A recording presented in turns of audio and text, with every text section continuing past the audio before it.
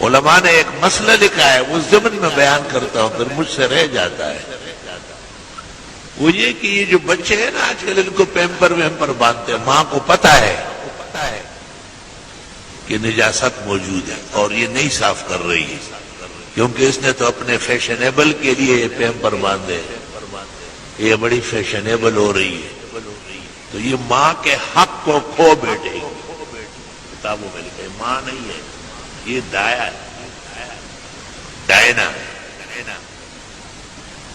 ماں بچے کو پیشاب میں تڑپتی ہوئی دیکھ رہی، یہ کیسی ماں ہے؟ ایسی تو چاچی بھی نہیں ہوگی، اس میں بھی کچھ راہ میں احسان ہو رہا۔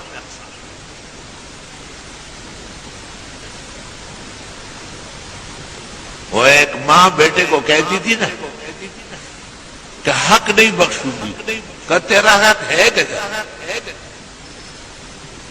اور وہ اس زمانے میں پتہ نہیں کیا حال ہے، ایک قسم کا دودھ آتا تھا، اس پر لکھا ہوتا دانش کمپنی۔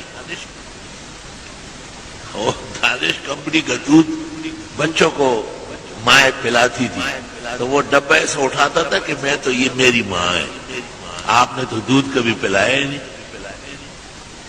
حق جو ہوتا ہے وہ دودھ کا ہوتا ہے، یہ دودھ پلانے سے بھی گئی ہے، خدمت سے بھی گئی ہے، اور اب ان نوکرانیوں کو بھی نہیں کہہ سکتی ہے کہ بھائی جب بچہ ناپاک ہو جائے تو فوراً اس کو پاک کر دو۔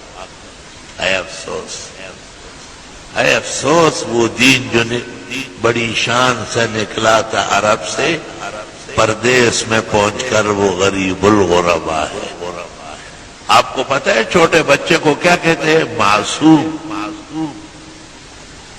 معصوم او النبی او الصبی، ہدایہ میں لکھا ہے جنائز میں، معصوم صرف یا پیغمبر ہے اور یا یہ بچہ ہے۔ ابو بکر معصوم نہیں ہے، عمر نہیں ہے، عثمان نہیں ہے، علی نہیں ہے، حسنین نہیں ہے، ابو حنیفہ نہیں ہے، بخاری نہیں ہے، انور شاہ صاحب شاہ حضرت مدنی، ایک بھی معصوم نہیں۔ معصوم ای النبی او الصبی۔